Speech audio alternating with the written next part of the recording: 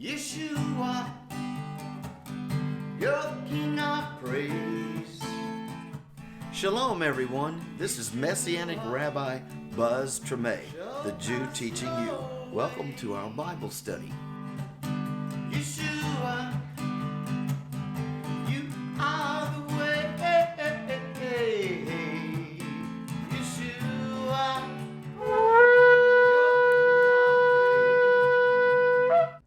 I'm not done. Almost, though. We're in Romans 7. I want to read you, especially verse 14. Okay. Paul says, we know that the law is spiritual, so don't ever think it was bad. Be careful about that. But I am unspiritual, sold as a slave to sin. I do not understand what I do. Can you all identify with this? Paul is saying, being human, this is what we all are up against. For what I want to do, I do not do. But what I hate, I do. You know, one of the biggest sins, we always think of sin like murder and, the big things. But you know what? It's sin when you speak evil of someone and it's not necessary. You just want to do it because it's a morsel of a tasty morsel, huh? And you speak evil of somebody, especially somebody that God has blessed or God's hands upon. But we do it, huh? Everybody didn't even shake a head here, so I want all of you to repent right now publicly. Everybody was straight ahead. I know nothing about this sin.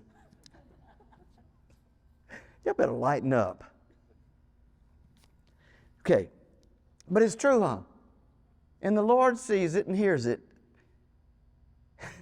If you ever raised kids, you hear how they tell, well, Daddy, Micah did this. Daddy, Shay did this. And Shay said, Dad, you know what Sean did?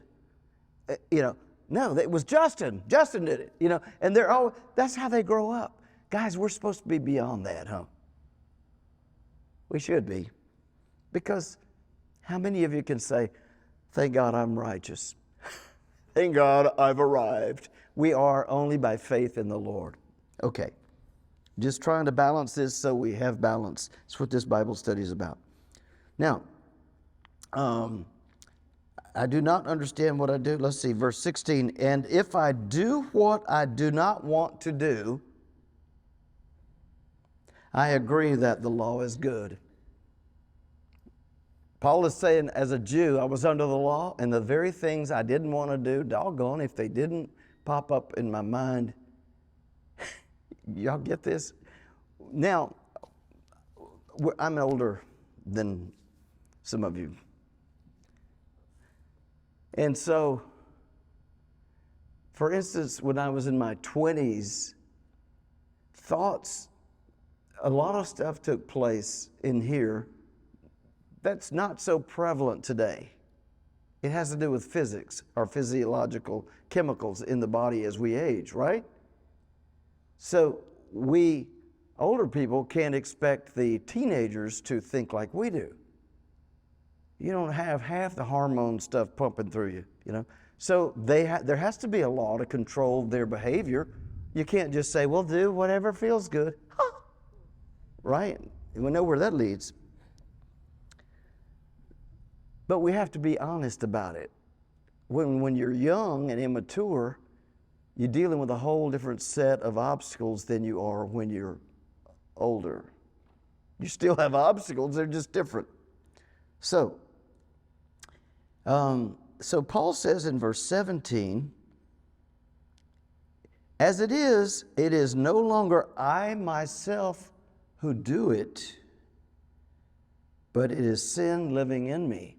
Now he says, as it is, meaning now that I'm born again, I want to do right. But I find out there's something else that's still there. Now, if you have lived the perfect life the last 10 years, you're exempt from all this. But if you think there's still room for improvement, then this is applying to us. I know that nothing good lives in me. That is in my sinful nature. I've got a sinful nature, you've got one.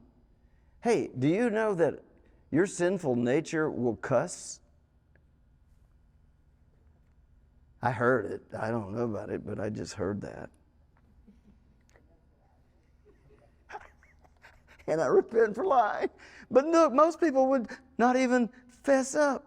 Ever notice how if you get pushed to the point of breaking, and maybe you haven't been, maybe you need to be, that some things can come out of your mouth that you go, where's that coming from?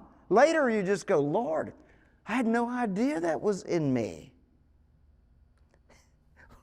Somebody one time conned me into, what's that game where you hold these two things and it's a boxing match and you face the TV? Yeah. It was terrible.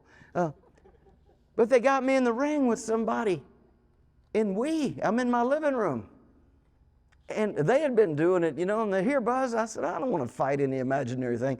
My wife's going, be careful, But I was fighting this guy. And as a young man, there was a lot of fight in me. It just was, I don't like it now, but go, oh, Lord, that was just a kind of a trademark.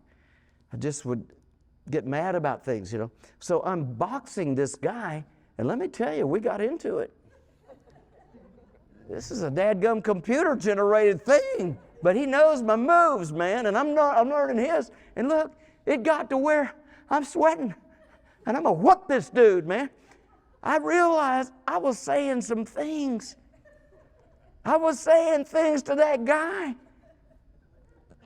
I was sinning. And then I put it down, I said, I'm never touching that again. That thing just brought the devil out in me. I realized I have a sin nature. I keep him subdued. But that old dude likes to raise his head up. You give him opportunity, he'll just jump right on board in the scene of life, won't he?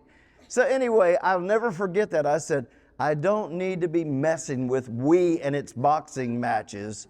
I'm not doing that again. And I'll never forget it. And look, there was some other people sitting here screaming, get him, get him. They got worked up too.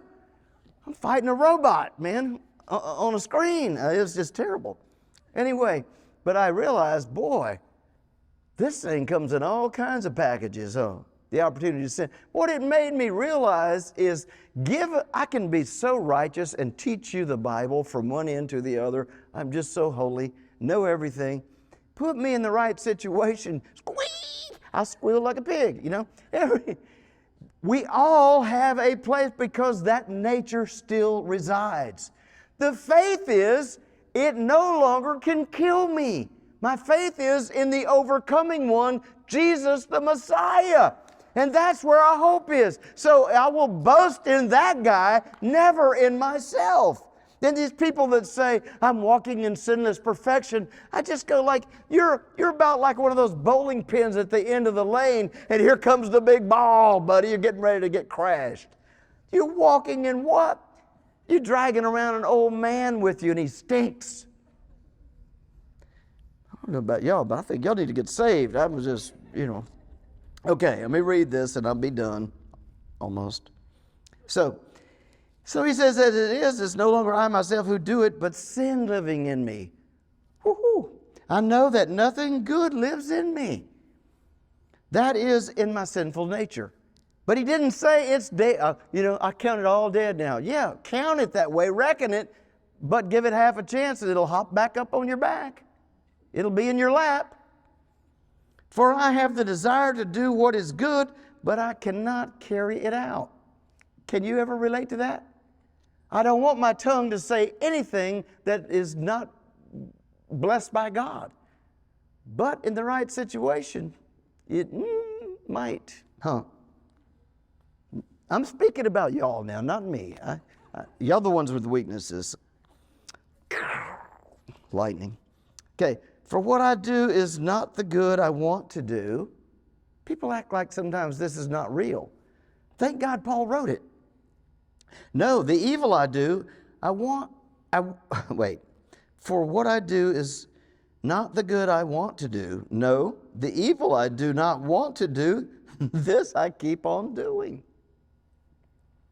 Now, if I do what I do not want to do, it is no longer I who do it, but it is sin living in me that does it.